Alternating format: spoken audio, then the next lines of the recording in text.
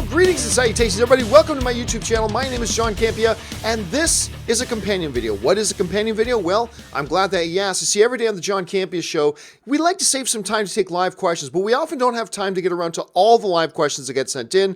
But I want to make sure those questions get answered in a video, so I gather them up and we do them here on companion videos. And it is Thursday, March the 21st. So these companion video questions that we have come from the John Campea Show earlier on today that we didn't get around to. So let's get caught up on those right now. And we're going to get things started off here with Cameron Wiskovich, who writes, "Dog people are Jedi, cat people are Sith. I own both, thus I am Raven. No, dog people are heavenly creatures. Cat people are from the devil. Cat people have some kind of mental deficiencies. I don't know if they were, dropped as children. Well, no, I'm just kidding, of course. I don't like cats personally, and I do not understand being a cat person, but I got a lot of great friends who are cat people, so good on you both." All right, Julian Crawford writes, "I have superhero characters and an universe of movies planned in my mind. How should I take this from my mind to the movies or maybe the comics?" Well, that's the huge $1 million question. The easiest answer to that is get $150 million and make your movie. There you go. As far as anything else goes, the best place to start is to, write it out as a script or write it out as a novel, get a literary agent if anybody will take you and blah, blah, blah. I mean, it's a very, very, very big leap, but the best thing to do to start is either write it out as a script or as in kind of a story form, and then just go from there. And that's really the best place to start. Understand that everybody has an idea for a movie. How do I turn it into a movie? You can't just send ideas to studios because they don't accept unsolicited ideas. You can't just do that. You actually have to do a lot of work. It'll probably take years, but get started by putting something on paper. That's the place to start. Okay, Mason, whatever. Greetings, John. I was wondering Spider-Man's strength level in the MCU. In generally believed that he can lift 10 tons on average. Thoughts, well, sometimes he's been able to lift even heavier than that. Spider-Man is basically, he has the power of the gods. Superhuman strength, superhuman speed, superhuman reflexes, a magical spidey sense. I mean, he's formidable. He's very formidable. I'm not really sure what they've said. I mean, we've seen him do incredible things in terms of just pure brute strength in the MCU already. But what's his limit? Don't really know that yet. I mean, just the fact that he was holding together, just in Homecoming, when he's holding the ship together, I mean, that's beyond Captain America's strength. I mean, that's ridiculously powerful and strong, but they've never really gotten into the details. As far as the comics, I mean, there was one point they went up to 40 tons that he could lift. So it really varies, and it depends on the area you're talking with. I don't think they clearly in the MCU he doesn't have Hulk level strength. He doesn't have Thor level strength. But he's probably, just as far as brute strength goes, he's probably stronger than Captain America. Although he can't take Captain America in a fight, but he's stronger than Captain America. He's probably stronger than Black Panther. Again, just talking just pure how much you bench bro strength. But they've never really defined it all that much. Gabriel Reed writes, "I know I'm in the minority, but I thoroughly believe that Lord of the Rings trilogy is better than the OG Star Wars trilogy, but I love them both so much." Look, I have them both in my top 10. So I'm sure there are many people that will have Lord of the Rings trilogy over Star Wars, and many who will have Star Wars over the Lord of the Rings. I love them both.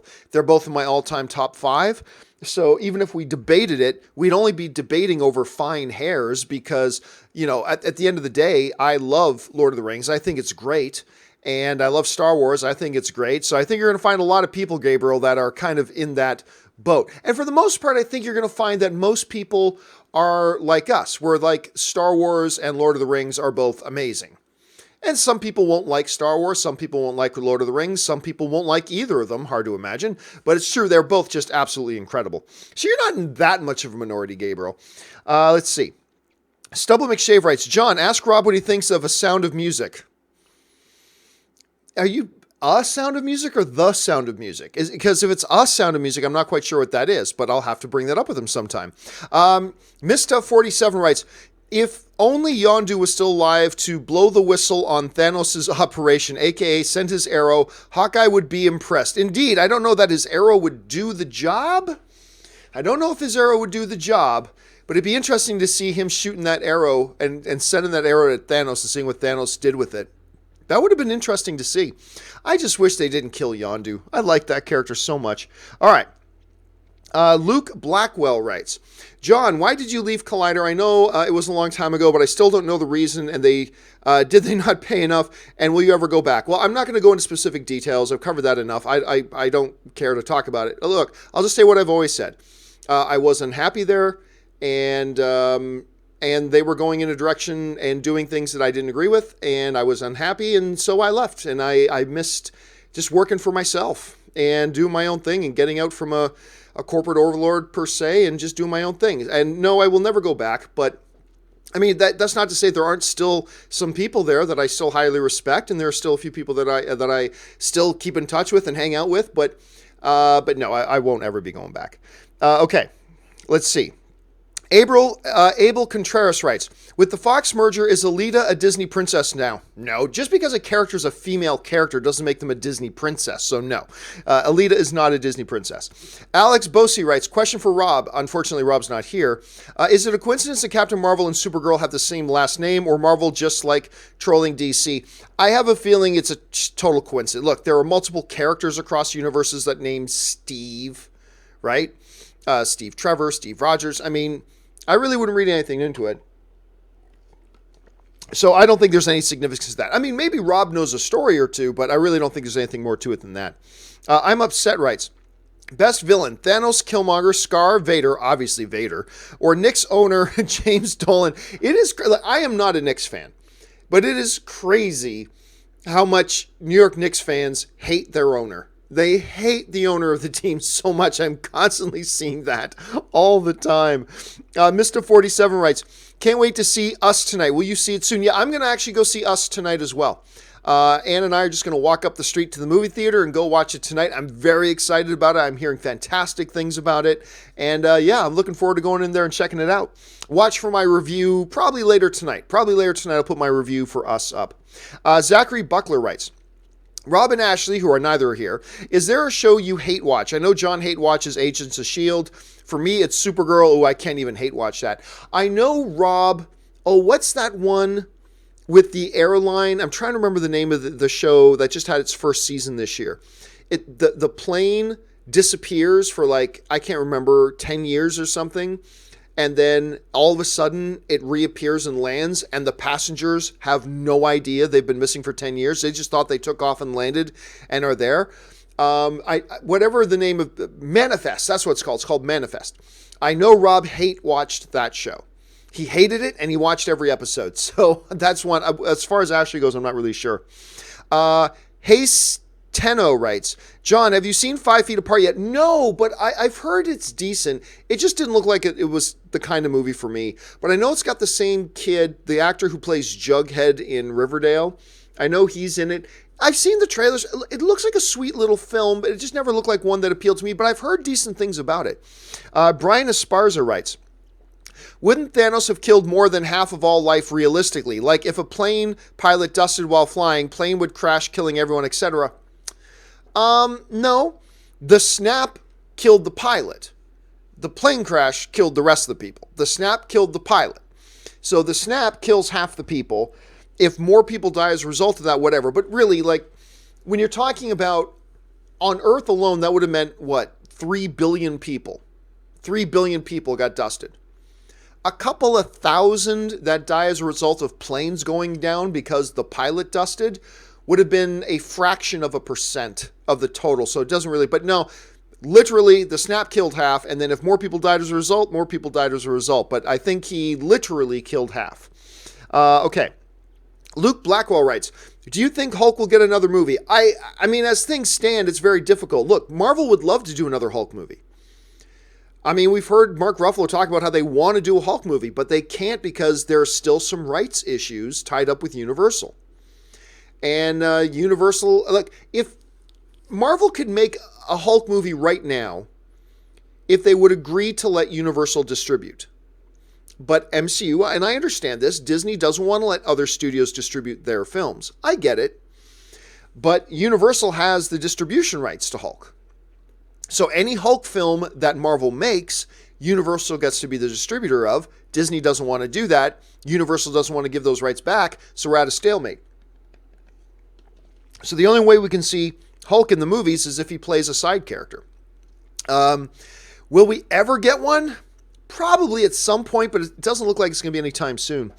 Chad's Big Huge Geek Commentary writes, been talking to many of my casual movie-going coworkers, and while I'm not sure how representative of the casual base it is, the consensus is if Endgame is over 3 hours, they're waiting for Redbox. Dude, look, here's the thing. Everybody in the hardcore movie fan community, and we make up a small group compared to the larger average movie-going fan base, everybody in the hardcore community is like, yeah, make Endgame 3.5 hours, make it 4 hours. It's like, okay, that's cool, but we in the hardcore community, we don't speak for everybody.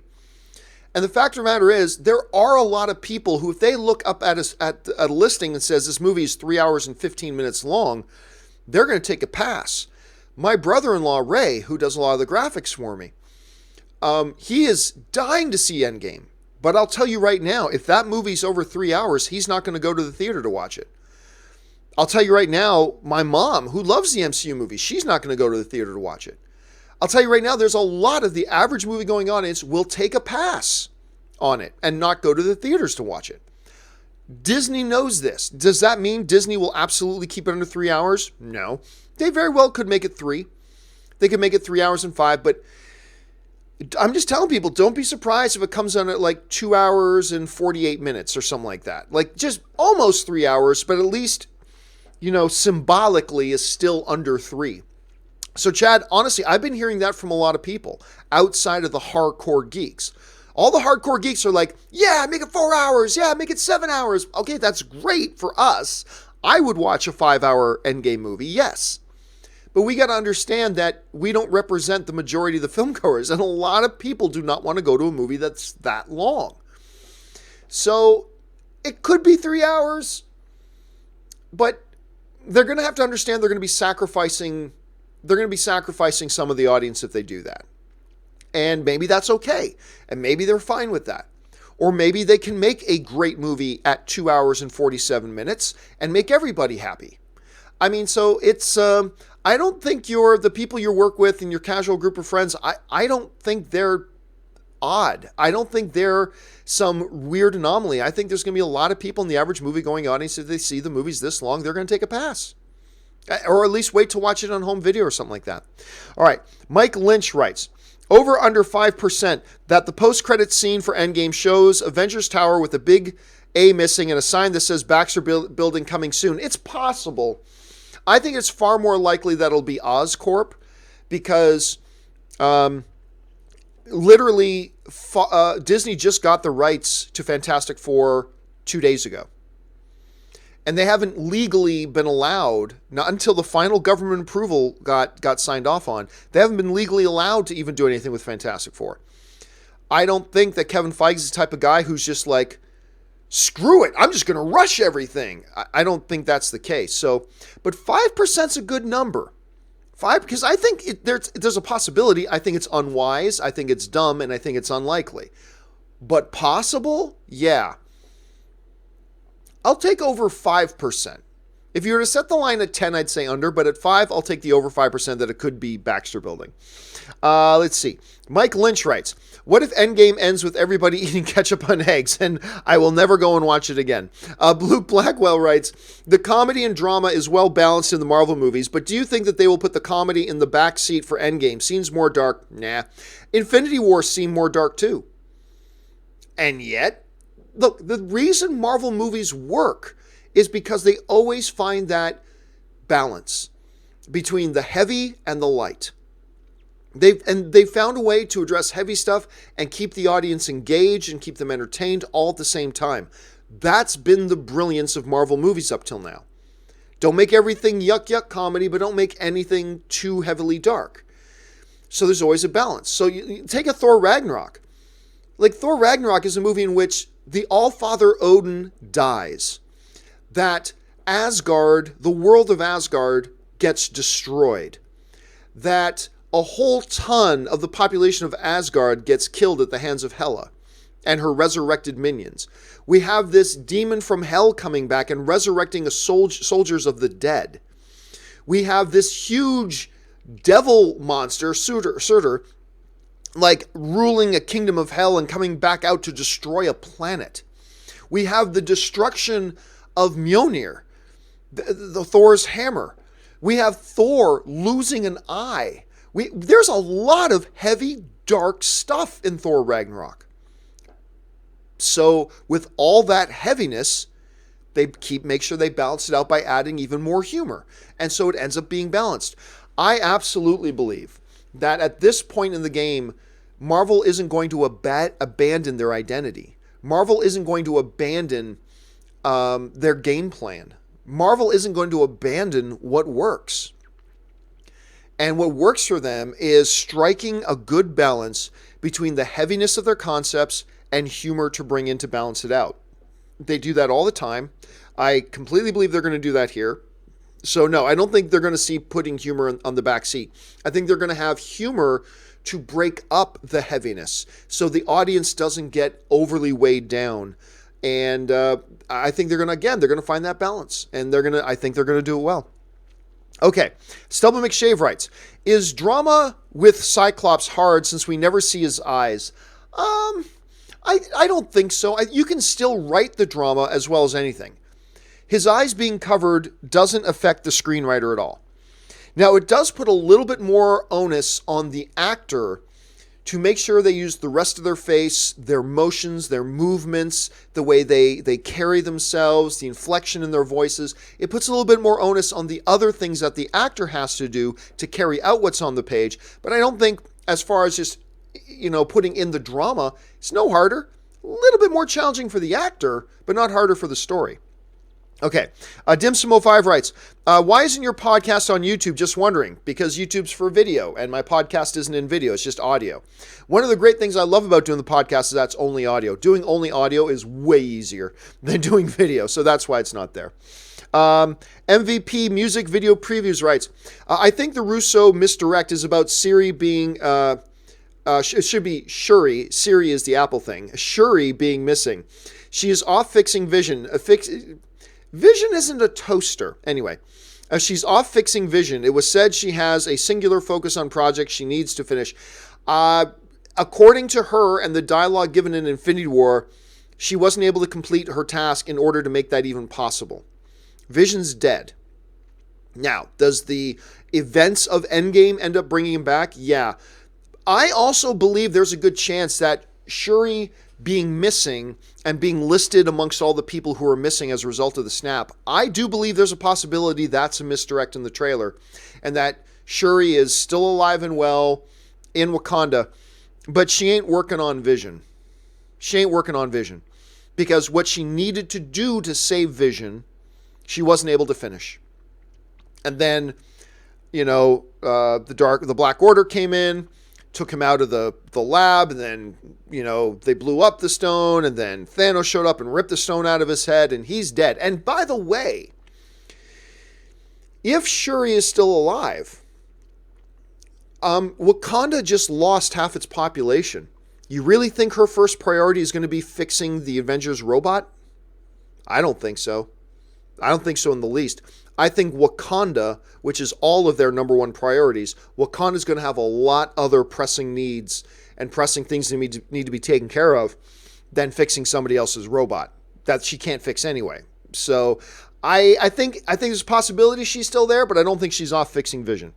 All right, Jeff Jones writes, but John, what if, LOL, anyway, I read that David Boreanaz, I always mispronounce his name, said that with it being the 20-year anniversary, that they are looking to make a reunion show. Thoughts? Okay, first of all, he never said that. Let's be clear. He never said that. He was on some talk show. I can't remember it was it was The View or The Talk or one of those shows that I don't watch. Anyway, but I read what he said. He didn't say, we are looking to make a reunion show. He never said that. What he did say is, with the 20th anniversary coming up, we're looking at doing something. That's all he said. And there's a big difference between saying we're looking at doing something and saying we're looking to do a reunion show. Those are two different things. Now, maybe something is a reunion show, maybe, but it could be 1,000 other things too. So let's just be clear about that, Jeff. He did not say that they're doing a reunion show specifically. He didn't say that. Could be one of the possibilities, though. That would be cool. I would love it. I'm one of these guys that I wasn't a Buffy guy. I was an Angel guy. I loved the Angel show. I thought the Buffy show was okay. I liked Buffy, but Angel was a show I really enjoyed. I really enjoyed that show, and I would love it if they did something like that. All right. Jeff Jones writes, sorry, reunion for Angel/Buffy. I think he was specifically talking about Angel. I think. The way I read it, he was specifically talking about Angel. But maybe he meant Buffy too. I don't know. Jeff then follows up with, your thoughts on the genetic giant creature in movies, like Underworld, Predator, and Jurassic World. For me, it signals the death of the franchise. Well, let's be clear. All of Jurassic Park is about genetically recreated creatures. The whole thing, right from the beginning, is about that. Underworld was never a great franchise. Underworld was a franchise that always had great potential. The first movie was pretty good, but it could have been awesome. And every single one after that was worse, at least in my opinion. So Underworld was never that great. Jurassic World and Jurassic Park have always been about genetically created giant monsters. Predator, yeah, they had a little bit more evolved of a taller Predator, but let's face it, Predator was coming off the rails long before that. The Predator that we just had, this wasn't the first step of the Predator franchise going off the rails. It's been going off the rails for a while. So, yeah, it seems more to me like the genetic giant creature seems to be a desperate attempt to try to fix what was already going wrong. Preston Walden writes, confused. I've heard two different things, that Disney owns Fox TV, but then I heard that they can't because they own ABC. Kind of confusing. Thanks. I believe they do own Fox. Now, in the initial government assessment, the government, in its initial report, said to Disney, okay, you can buy all this stuff from Fox, but there's a few things you're going to have to divest yourself from in order to make that happen. There was some sports properties, there was a few local stations, things like that. But I don't think it meant they couldn't own Fox TV in general. They do. They own Fox TV. Now, there's a new Fox that is the old Fox, but now they focus on news and things like that, and they kept that part of their business. But yeah, everything else went. I mean, that's the main reason. Disney could care less about the X-Men, and Disney could care less about Fantastic Four. The reason they went after Fox was to get all that library and all those existing television IPs. It was all about Disney Plus. It was all about Disney Plus. They didn't spend $71 billion to buy, at best, a $2 or $3 billion property. Like, they probably could have bought X-Men and Fantastic Four for $2 or $3 billion bucks. Probably less than that. Probably 1.5 to $2 billion bucks. You probably could have bought X-Men and Fantastic Four back. They didn't spend $71 billion for that. They spent it for the television stuff, to possession everything for Disney Plus. So, yeah, they own all that stuff now. They own all that stuff. Srinivas writes, hey, John, I love the show. Thank you so much. Are you planning to do a Star Wars exclusive show soon, like the Jedi Council during your stint with Collider?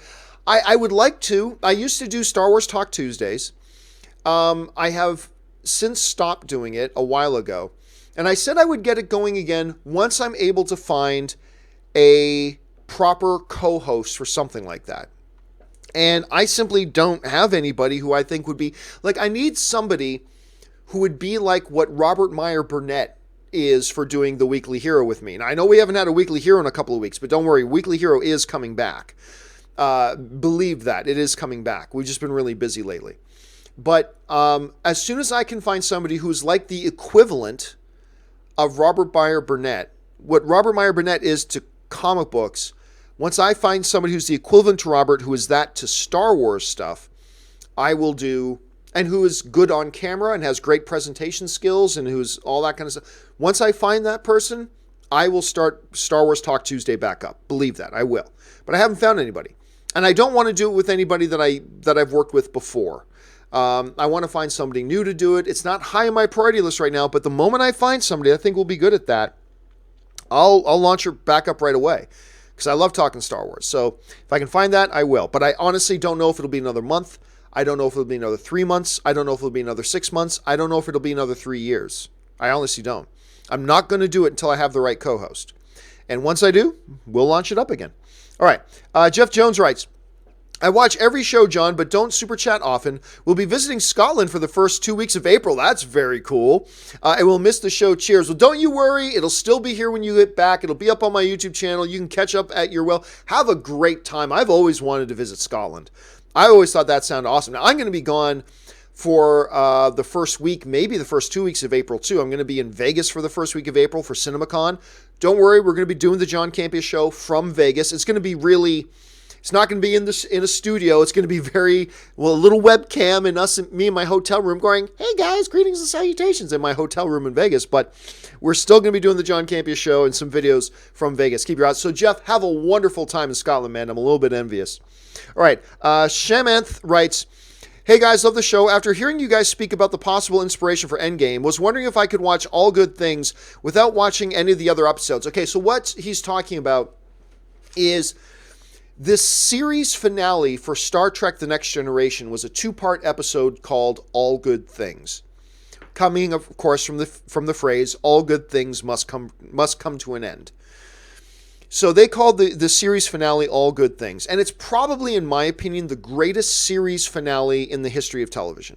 I've never seen a series... A lot of times series finales are bad. But I've never seen a better series finale than that to Star Trek The Next Generation. Anyway... Kevin Feige had mentioned that he took some inspiration from the All Good Things episodes for Endgame. Now, to be fair, Robert will often mention that.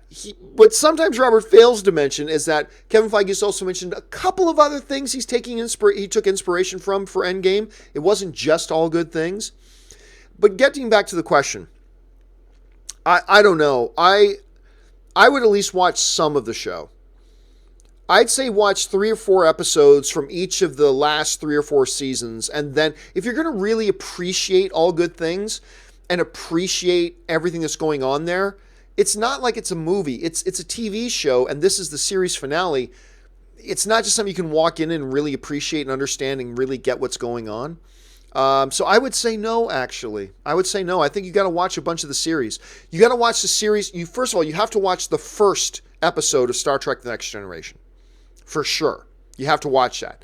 To get the last episode, you have to watch the first episode that the series ever had. And then probably a whole bunch all throughout there. And anyway, I could talk about this for another half hour, but generally speaking, no, I don't think you can just walk in and watch All Good Things. I think you have to watch a bunch of the rest of the series. Okay. Max Zwatch writes, finally watched Lock, Stock, and Two Smoking Barrels. Very nice, sir. Last night, and I loved it. One of my favorite third act finales I've seen in a long time. Thoughts on the film? I love Lock, Stock.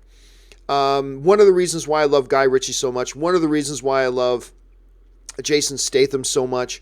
Lock, Stock is fantastic. And I don't even think it's as good as one of Guy Ritchie's other masterpieces, which is Snatch. Snatch, which is kind of like the spiritual sequel in a way to Lock, Stock. Snatch is my favorite Guy Ritchie film. I freaking love that movie.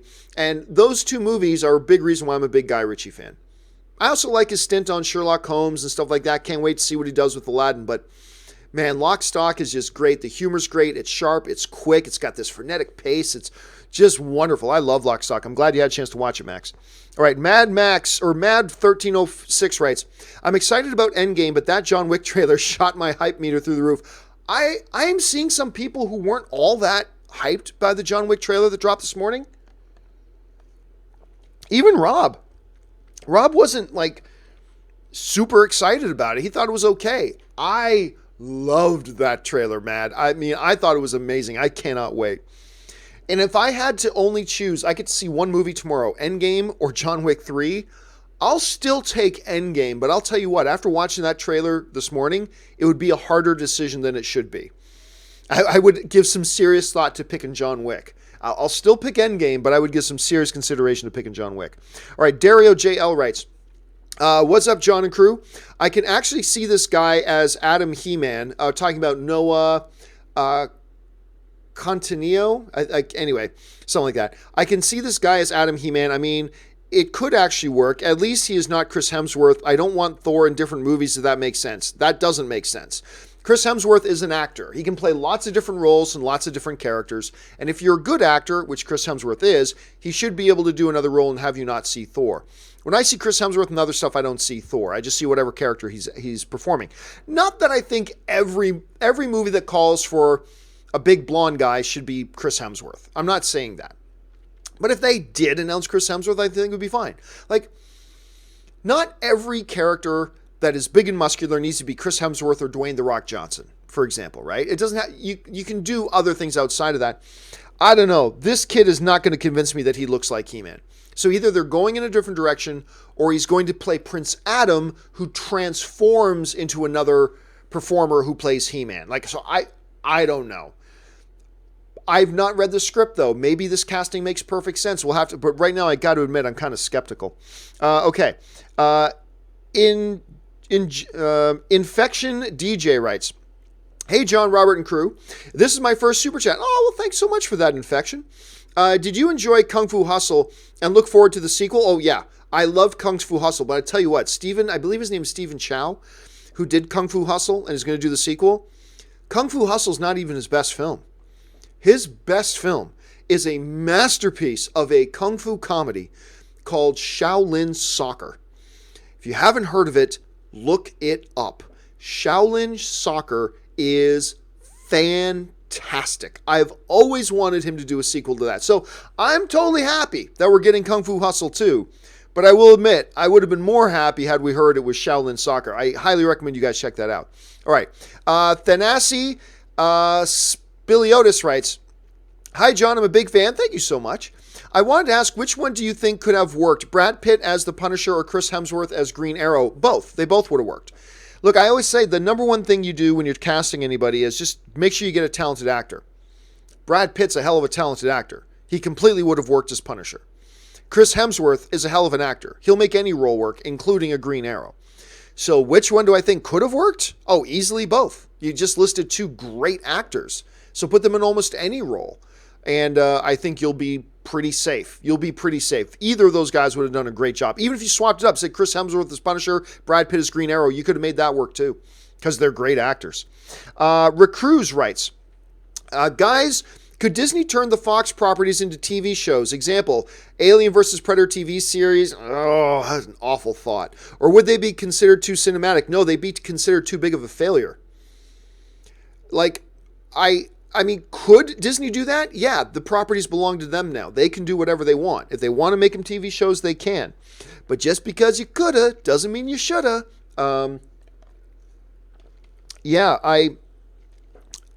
Look, those Aliens and Predators are both two struggling franchises that people have not cared about and not gone out to the theaters to support them. They would also make an expensive TV series to make. So, without it looking like college film class tripe, I just don't see why Disney would do it. Could they? Yes. It's within their ability to do it. I just don't see why you would. You have a million other things you could do. I don't see why you do that one when nobody really cares about it and they're struggling franchises right now. Maybe eventually, but I don't see why they would. They could, but should they? I don't think so. Ryan Lohner writes, "Stranger Things trailer made me realize I'd totally watch a show just about these kids' regular lives. No monsters required." I'm totally with you on that, Ryan. Completely 100% with you. If you just showed these kids' daily lives, hanging out, struggling being kids, hanging out at the mall, Seven going to a mall for the first time, every episode have the last 15 minutes be the kids sitting down and playing Dungeons and Dragons, and things that happen in their Dungeons and Dragons game are part of the life lessons they learned in that week's episode that then get carried over to their D&D game, I'd totally be down for it. Monsters from the Upside Down, added bonus, but I'm totally with you, Ryan. I would watch that show too. Okay. Recruz writes, "Over under 50%, Phase 4 includes Moon Knight. If you remember, he was referenced in The Winter Soldier. Pump the brakes on that a little bit. That's debatable whether he was or not. But anyway, along with Doctor Strange, we've already got Doctor Strange's movie, so could it happen? Well, Moon Knight is a Marvel property. It could happen. Could it happen? Yeah. Marvel owns it. So if Marvel wants to make a movie out of it, it could happen. They're getting into a phase now where they're making movies about more obscure characters, that aren't necessarily the main headline characters we always thought of. So they're getting into that. I mean, they already did that when they did Guardians of the Galaxy forever ago. So yes, they could. Over under 50%? That's in phase 4. I'll take under 50% on that. But I think they'll eventually do it. I'll take under 50 that'll be in phase 4. But it's possible. Just because I'm taking under 50% doesn't mean I think it's 0. Now, as far as they referenced him in Winter Soldier, got to pump the brakes on that. What was the Hydra agent's name? Stillman? Was that the agent's name? The one that Falcon and Cap and Black Widow kidnapped and took up to that rooftop, and they were threatening to throw him off the roof and then he revealed Hydra's plan to Captain America and all that kind of stuff. And anyway, in that speech, he referenced, take out people like you, like, Bruce Banner, Stephen Strange. It's the first time Stephen Strange was mentioned. Why he mentioned Stephen Strange, who knows? But it's just a little Easter egg. But within that speech, he mentioned some official in Cairo. Okay. Moon Knight's, what was his real name? Something Spectre? Moon Knight's real name is something Spectre. I can't remember what, but apparently it has roots in Cairo. Could that speech in Winter Soldier have been referencing Spectre, who is from Cairo? I suppose it could, but it is a bit of a stretch.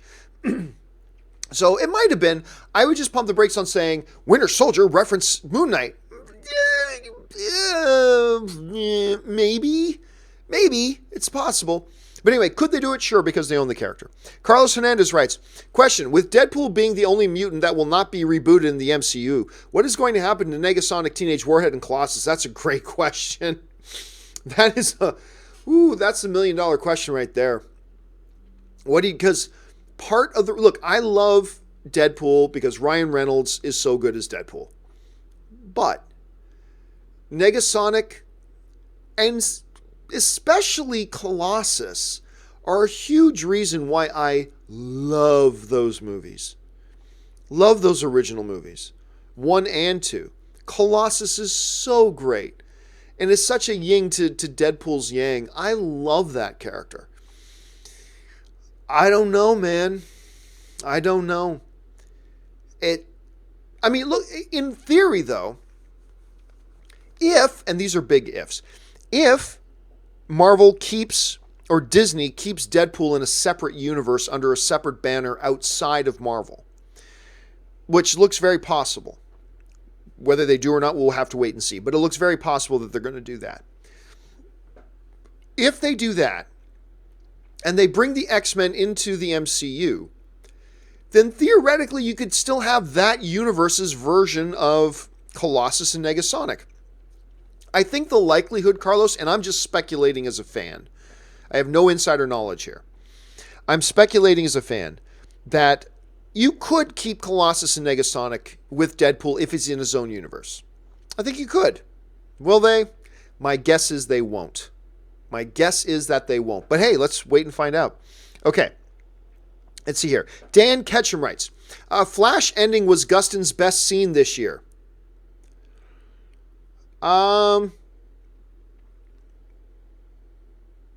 Did they have a series? I don't think they had the season finale yet, did they? I don't know. Are you talking about Flash's ending of, as in the last episode that was just on? Where he finds out about excess? If so, yeah, that was a good scene. Was it his best scene this year? I don't know. It was a good scene. I don't know if I'd call it the best, though, but that's just me, Dan. All right, Royce Freeman writes, Robert, how come studio featurettes are broken down into 30 minutes or less increments? Do actors have contracts limiting content of their interviews? Well, first of all, obviously Robert's not here. Why would you make featurettes any longer? Like, a movie is an hour and a half. Why would you do an hour-long featurette on, I think they keep it that length because it really shouldn't be any longer than that. I don't think there's anything in the actors' contracts limiting content, but I just don't see why you would want to make stuff longer than that. That's just my opinion on that at any rate. Fine Wen writes, does Netflix large debt mean lack of ads maybe? Do you mean that they might introduce ads? I don't know. I don't think Netflix will ever introduce ads. It would just cause a revolt with their user base, I think. But yeah, they got to do something to change their whole revenue situation. Dwayne Herndon writes, hey guys, big fan. John, I found Crowley. He's playing a Constantine type character on Doom Patrol. Okay, if the dude who plays Crowley, whose name is Mark something, hold on a second. It's Mark something. I know it's Mark Shepard. Okay, if I had no idea, if Mark Shepard is actually on Doom Patrol, then I absolutely have to get the DC streaming service. Yep, look at that. He's in Doom Patrol. He's only in 2 episodes, so I don't know. But this guy, I love this guy. I think this guy's amazing. I loved him as Crowley on Supernatural. I loved him on Battlestar Galactica. Now I'm extra motivated to go and watch that show because I do love. Thanks for sharing that, Dwayne. I didn't know that. Ryan Lohner writes, I could never take Chris Klein as Cicada seriously. It's a big reminder of how good Dominic Purcell is to make this kind of performance silly. Not silly, I mean. You know what? I hate to say it. I got to agree. At first, I was okay with Chris Klein as Cicada. But as we got deeper into the season, I was just like, nobody talks like that. Nobody talks like that. What are you doing, Flash? Like doing his best, Batman. Like, only not good Batman, but like bad Batman. Like the Christopher Nolan Batman voices. Like, and it was, even when he's like ordering toast, it was like we're ordering coffee. I'll take my one with extra sugar, Flash. I thought it was a well-written character.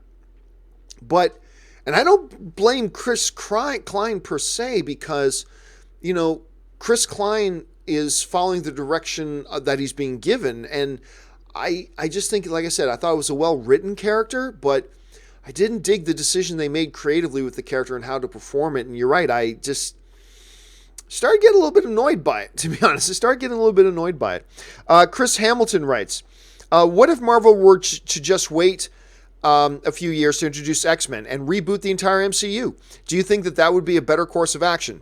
By the way, thank you, Chris, for having something that starts with what if and then actually including an actual question. Thank you very much. Do I think that would be a better course of action? It's hard to say that. Look, in a vacuum, I would say, yeah. Look, by the time Far From Home is done, you've made 23 movies. Reboot. Time to reboot, right? In a vacuum, I'd say that. And that way you can reboot with a new world and you don't have to compromise the history of mutants and all that kind of stuff. And you can set up the world properly for them and all that kind of stuff. However, we're not in a vacuum. We're in a film franchise that's going into its 23rd film and is still going super strong, making billions of dollars that audiences are rushing out to the theaters to see. It looks like Captain Marvel's going to be the next billion-dollar film for Marvel. And then you got Endgame. Then you got Spider-Man Far From Home. And this train ain't stopping anytime soon.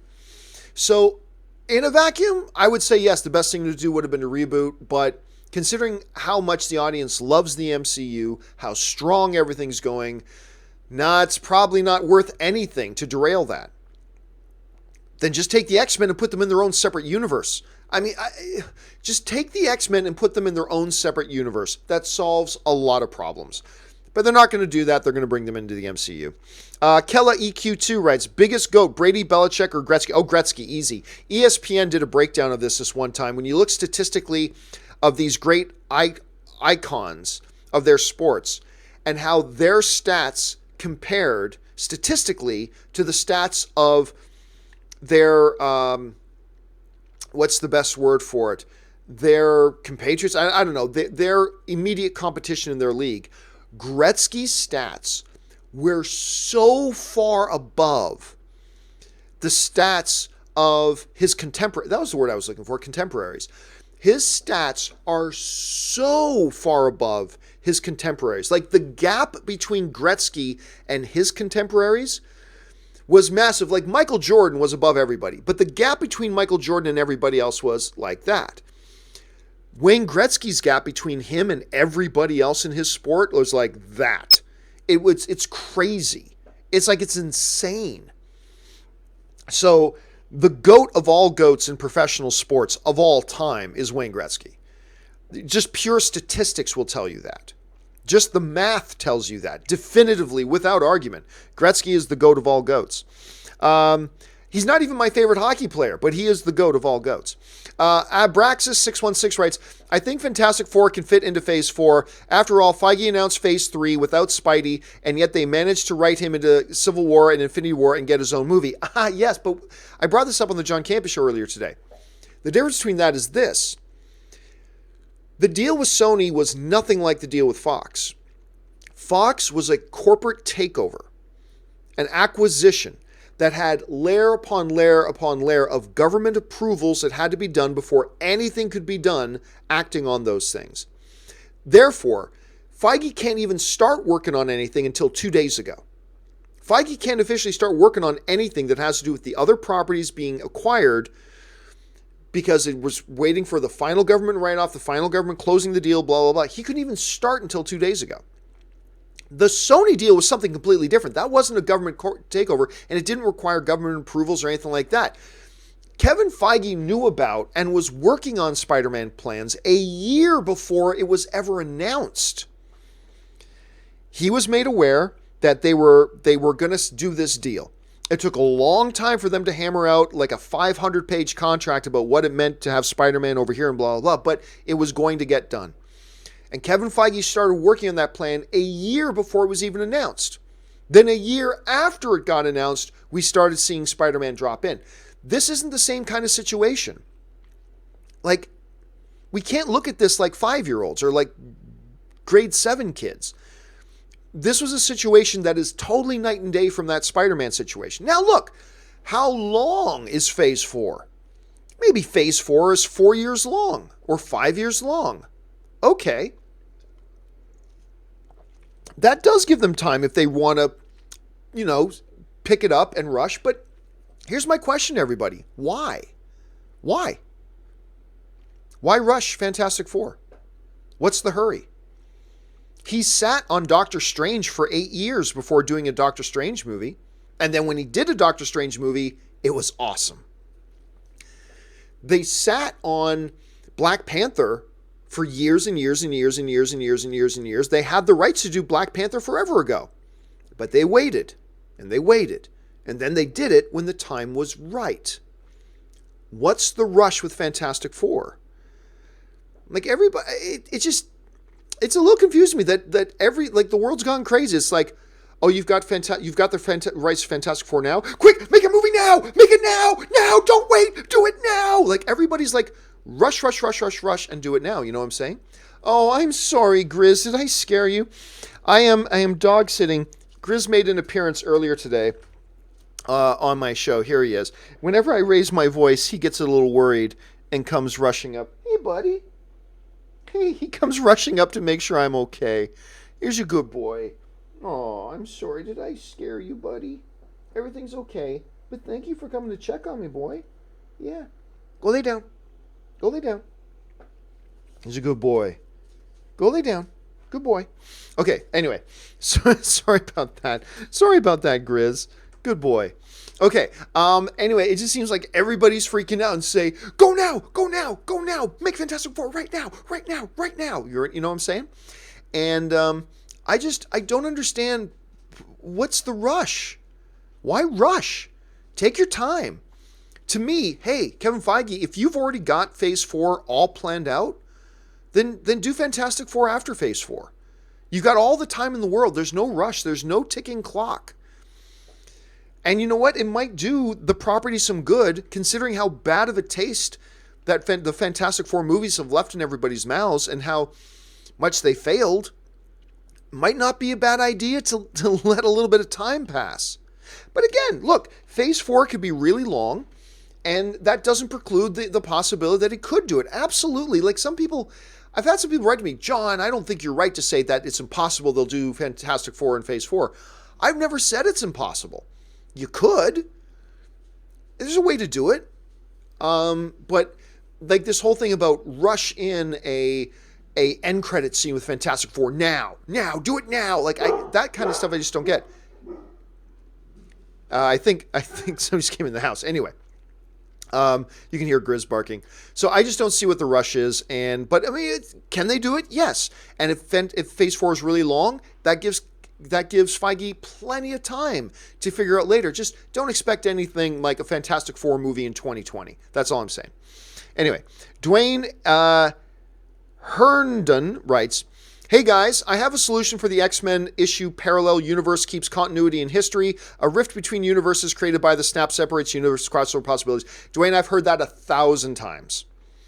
And I think multiple universes suck. I really do. One of the things that there was a number of years I got out of comic books, and one of the reasons I got out of comic books was because of all the multiverse nonsense.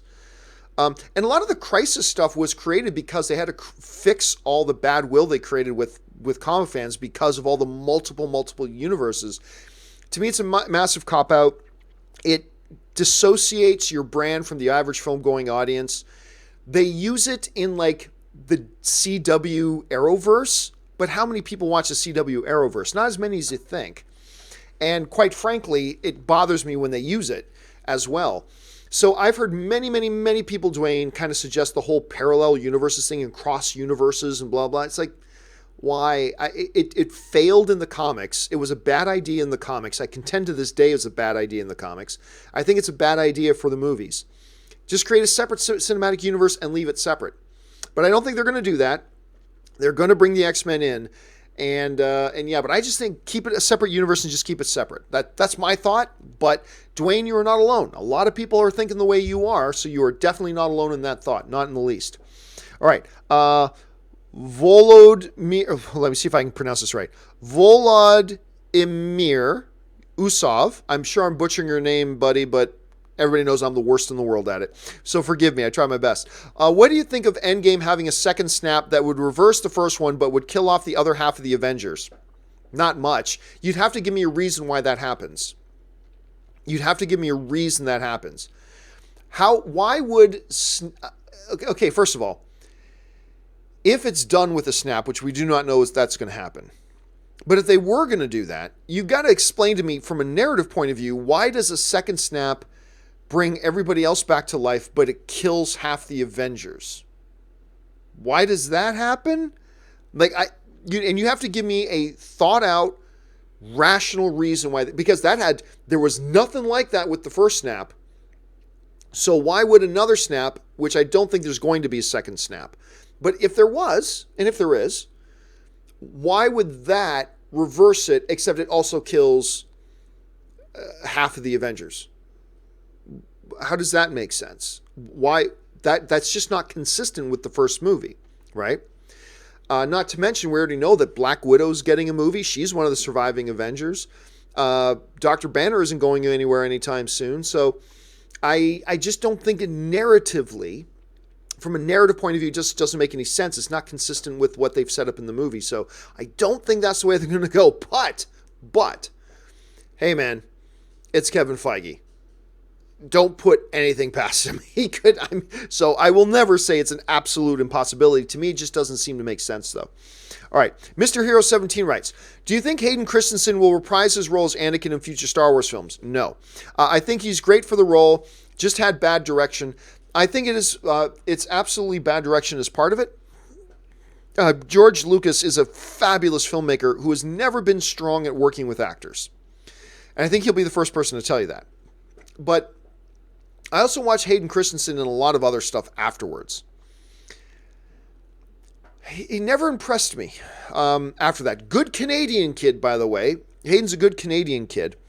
But you certainly can't lay the blame for the prequels on his shoulders. I mean, it was bad story, bad direction, all that kind of stuff. But I don't think you're going to see him return.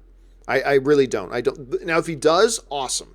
I think a lot of people get a kick out of it if they saw him. But like, if there is any kind of return, it would simply be for a moment as a Force ghost, and that'll be about it.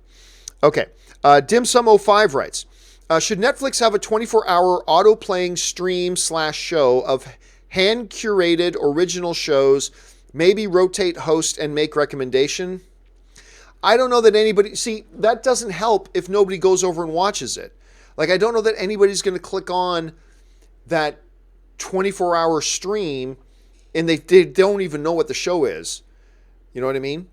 Like, they're going to turn on, they have no idea what they're going to get. I mean, but they got to come up with something, Dim Sum. They got to come up with something because they have done a horrible job of promoting their original content and increasing awareness of a lot of their original content. They're great at promoting awareness for a small portion of their original content, but they put out so many new shows and so many movies and all that kind of stuff, and quite often we never even hear about them. And they got to come up with something. I don't know if that's the solution, but you're right to be trying to think about what can they do. I don't know if that's the answer, but they got to come up with something, man. Okay. Let's see here. Ryan Lohner writes, speaking of foreign Netflix content, the Argentinian show 3% is pretty awesome. I'll be honest with you, man, I've never even heard of it, but thank you for putting it on my radar. AV Stars writes, I really like Anson Mount's performance in Star Trek Discovery. What do you think of the new Captain Pike? I love him. He's become my favorite thing of Star Trek Discovery, but they just announced that Star Trek Discovery is coming back for season 3, but it's not going to have him in it. This is the second captain that they're getting rid of. I love the guy they had last year. I'm forgetting his name. He was Malfoy in Harry Potter, but they had him. He was great. But the story required him to go. Okay, fine. So you bring in this new captain. You bring in Anson Mount. And he's great as Pike. He's my favorite character on the show now. And now he's going to be gone next season. I like this show a lot. But you keep doing this musical chair of a different captain in the chair every single season. I'll be honest with you. I lost a lot of interest in season 3 already. Just finding out that they didn't keep him. So I don't know. We'll have to wait and see. Tom Elam writes, in the Endgame trailer, could Hawkeye be on the raft trying to break out bad guys so they can help with the fight against Thanos? I suppose they could. That's kind of a wild theory. First of all, there is no fight against Thanos. Thanos won. It was done. Thanos went away. And I don't think breaking out criminals they probably put on the raft would be their answer. It's not something Captain America would ever agree to. So I'm going to say, while nothing is impossible, Tom, I'm going to think that one's kind of really unlikely. Kian Shingler writes, with the explosion of fictional role models, superheroes, on the screen recently, do you think it has shifted how those roles are depicted, i.e. good versus evil model good versus evil model not being quite as black and white now? I don't know, man. I think it is still pretty black and white. Even the edgy heroes are still pretty much good versus evil, right? They're still the good guys who, at the end of the day, when it comes down to doing what is right or what is wrong, they'll do what is right. So, I don't know. Look, and I always think there's always been a fragment of that are more in the gray area. And I believe there still is a fragment of that that's in the gray area. But for the most part, I think even most superheroes today, like, let's run down who's been in... Ant-Man will pick good over evil. Captain America, obviously. Thor, obviously. Banner, obviously. Iron Man, obviously. Black Widow, obviously. Hawkeye, obviously. I mean, I don't know. It seems pretty clear cut, so I don't know that I see a big shift there, Keen, to be honest with you. I think sometimes it feels like it, and they portray the heroes now as a little edgier, but when it comes down to pure good versus evil, they're very firmly planted still on the good side, you know what I mean? But anyway, even like Ghost Rider, the way he was portrayed in Agents of S.H.I.E.L.D., even him, gets his powers from the devil in hell and blah. Yeah, but he's still pretty squarely on the good side. You know what I mean? So edgier, yes. Good versus evil confusion, I don't think so. 4D1 Dreams and Declarations writes, what I'm most excited for Dark Phoenix is Hans Zimmer's score. What about you guys? Well, no, for me, I am looking forward to the score very much. But I am most looking forward to Michael Fassbender playing Eric Lesnar Magneto once again. That's what I'm looking forward to most, even more than Zimmer's score. Zimmer's score is a great accent to the movie, and I'm excited about it, but nowhere near as excited as watching Michael play Magneto again or watching James McAvoy play Charles again. I mean, that's the top thing for me, absolutely. Rufino Salazar Jr. writes, do you think Jane Foster was dusted? I don't know, man. 50-50 coin toss. She's become an irrelevant part in the MCU now. They don't even reference her anymore. So, do I think? Flip a coin. Maybe yes, maybe no. But who doesn't matter? Because by the end of Endgame, everybody's undusted anyway. Kevin Lewis writes, my pitch, Mutants, Kid, Cold Warriors, both sides. Mutants, Kid, Cold Warriors, both sides. USSR collapsed. Project over. X-Men lay low. Saw Battle of New York. And beings like them, some lose some mutants to snap joint. I have no idea where you're going with that, Kevin. I'm sorry, man. I am not able to follow you at all. Jay Brown writes, my nerd friends and I could care less about Avatar. Well, that's fine. But a lot of people do. I don't believe for a second that Avatar 2 is going to make $2 billion. I don't believe that for a second. But I also have no doubt that it's going to be a huge hit. And you can have all the people in the world still say, oh, I don't care about Avatar. Well, it's a James Cameron movie, man. When it comes out, it's going to be big. I don't believe 2 billion big, certainly not 2.7 billion big like the first one, but it's going to be big. It's going to be big. Mahir Haku writes, what'll happen to X-Force, New Mutants, or Gambit? Well, it looks like Gambit was dead anyway. Like, even while it was still just at Fox, it looked like Gambit was basically never going to happen anyway. X-Force looks like it's done. The comic book author said out, spill out a drink for X-Force, so I guess it got canceled. New Mutants, it's not going to hit its release date. At least I'll be shocked if it does. I think that one's destined to go straight to Hulu. Either Hulu or Disney+. Now, maybe not. Maybe it'll still hit its release date, but it looks like it's going to go straight to streaming, to be honest with you. Andrew Naranjo writes, Spider-Man was brought into the MCU within a year of acquisition, so why is Bring the Fantastic... I've already explained that one, Andrew, a little bit earlier. Again, it's just a totally different situation, because Spider-Man, by the time the acquisition was announced, Spider-Man had already been working on that for well over a year, and Kevin Feige was already working that over a year, because it wasn't a corporate takeover. It didn't need government approvals before he was allowed to start working on it. It's a different thing with Fox. Kevin Feige couldn't start working on it until 2 days ago. So there's a totally different situation there. But again, it's not impossible that we couldn't see a Fantastic Four. But again, I have to ask everybody, why? What's the rush? Why does it have to happen now? Why can't he take his time? Why can't he just follow through with the plan that he has and then incorporate Fantastic Four? I just don't see what the hurry is. Someone's going to have to explain to me why it's vital that they rush it and rush it out now, because no one's been able to explain that to me yet. Jagi writes, wait a second, where was I? No, I was like, Jagi writes, I'd love to see Donnie Yen as John Wick villain. Dude, absolutely. 100%. Run that campaign. I will vote for it. I would love to see Donnie Yen as a John Wick villain. That would be amazing. Pablo Zuniga writes, if/when they introduce mutants to the MCU, would they retcon the fact that Scarlet Witch/Quicksilver are mutants? I don't see why they would need to. They're just two characters. I don't see any reason at all to retcon that. No reason at all. Look, the vast majority of moviegoers have no idea that in the comic books they're children of Magneto. Just people who are average moviegoers, they have no clue that in the comics they're children of Eric. None. So why do you have to change it? They're just two characters. It's not all that important. So I would say, nah, I don't expect them to retcon that at all. Matt Phillips Reviews writes, hey John, big fan. Thank you so much. How many end credit scenes can you see Endgame having, and how many do you think they will tease? How many do you think will tease/allude to the next big MCU event? I expect 2 end credit scenes, just like everything else, a mid credit and a final end credit. I don't know that I see them alluding to anything else. I think one might, even though this isn't their normal pattern, I think one might reference Spider-Man Far From Home, because that's the next movie coming out. And they haven't announced anything else after that. And then one might just be a fun one, kind of like the shawarma scene in the first Avengers. Now, it's totally possible. Look, it's completely, legitimately possible that they could allude to other things. But my guess, and it's just a guess that I'm not willing to put any money on, my guess is one will allude to Spider-Man Far From Home. One will just be a fun one. and not necessarily allude to anything else that's coming down the road. That's my guess. Bullet 1510 writes, tease Doctor Doom in Doctor Strange 2 or Black Panther 2, then he can be the big bad in either/both of their third movies, then into Fantastic Four. I don't even see any reason why you have to have him in Fantastic Four, but I understand a lot of people want him, so maybe.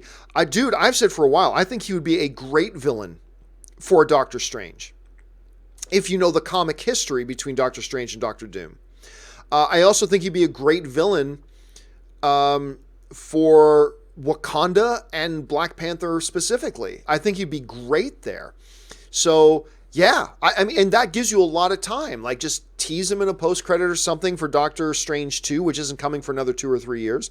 And then gives you tons of time to bring it in. I like the idea. I like it a lot, Bullet. Like it. All right, MVP Music Video Previews writes, breaking news, Snooki is Tila and JWoww is Evelyn. That comes, of course, from today. We were talking about this kid Noah, that they apparently Sony has chosen to play the new He-Man, who doesn't look like he should be playing He-Man, but Rob said he looks like he's a rejected cast member of Jersey Shore, and he's about to go on a date with Snooki. I love that. So MVP, very nice follow-up. Snooki is Tila and JWoww is Evelyn. I like that. Cullen Prime writes, He-Man also has darker skin than Prince Adam. Yeah, well, if I suddenly walked in here tomorrow with a tan, would you have no idea who this new guy is? He-Man also had darker skin than Prince Adam, but he should still be recognizable to people who know him. That's the thing. I mentioned that on the show this morning. Even as a kid, I always thought it was stupid. Prince Adam and He-Man are one and the same person, and they look exactly the same. Nothing changes. His face looks the same. His haircut is still the same. Prince Adam is still buff as hell. I've never understood why suddenly people don't recognize him. At least Superman had the glasses, which is ridiculous enough on its own. But why people didn't recognize He-Man was completely ridiculous to me. All right, let's see. Martin Jorgensen writes, The Rock for He-Man, he would kill it. Again, I got to mention, it's funny that you mentioned that because I said this a little bit earlier. Not every character that has big muscles has to be The Rock. I don't honestly know. I like The Rock in a lot of stuff. I don't know if he'd make a good He-Man. I really don't know if he'd make a good He-Man. Although, I got to admit, if they announced tomorrow morning that Dwayne The Rock Johnson was playing He-Man, I'd be down for it. I don't know if they'd be my first pick, though. It's an interesting one, though. All right, Ben Rayner writes, John, tech question. You have a lot of equipment in your home office. I do. How do you keep all the cords organized? Do you use tape or zip ties? Just curious. None. I do no cord management. Like, none. My cables run all over the place. Why? Because it works. Because I play with a lot of things. When it comes to my tech, I play around, I move things around, I change things up, blah, blah, blah. And I'm so often plugging and unplugging cables that I find having cable management actually gets in the way a little bit. So I am unashamed to tell you I have zero cable management, none. Behind my desk, the cables are all just one big strewn mess. I know what each of them are, but to just the eye to walk, if you walk to my office and look, you'd go, wow, you have no cable management. I'll go, yep. I have no cable management whatsoever. You probably should, but I find it doesn't work for me. All right. I'm upset. Oh, and this is the final question of the day. I'm upset writes, will we see Electro in the MCU or Venomverse? I got to guess in the MCU. He's just too much of a prime Spider-Man character that I got to assume they'd want to save him for that. Now, because of the disaster that the Electro character was in The Amazing Spider-Man 2, I don't see them wanting to revisit that anytime soon. But my guess is when they do get around to it, it'll be in the MCU. All right, guys, that will do it for this installment of the companion video. We are now all cut up and ready to go in tomorrow's John Campea Show. Thank you guys for being here and joining us. Listen, guys, I want to remind you guys one more time. We do have a brand new podcast. It was referenced a couple of times here today. Let me see if I can find it and bring it up for you. Yeah, here we go. We have a brand new podcast that me, Robert, and Olympic gold medalist Cody Miller are doing. It's called Best Movie, Worst Movie. You can find it on iTunes or any of your favorite podcasting apps and services. We have 2 episodes up. We're putting a 3rd episode up in a couple of days. We have our episodes on the MCU and our episode on 80s action films up. We love this podcast. We're so proud of it. Thank you guys for all of you who've been supporting it and subscribing to it and rating it and commenting on it. Thank you so much. So guys, go check out that podcast. That would be awesome. Also, I want to pump and promote one more time our Patreon campaign. Guys, if you're somebody who enjoys watching the videos on this channel, do me a favor. Go and check out www.patreon.com/John Campea. There you'll get the information about what does it mean to be a Patreon supporter? How does being a Patreon supporter help keep these shows on the air? And what little perks are there to being a Patreon supporter?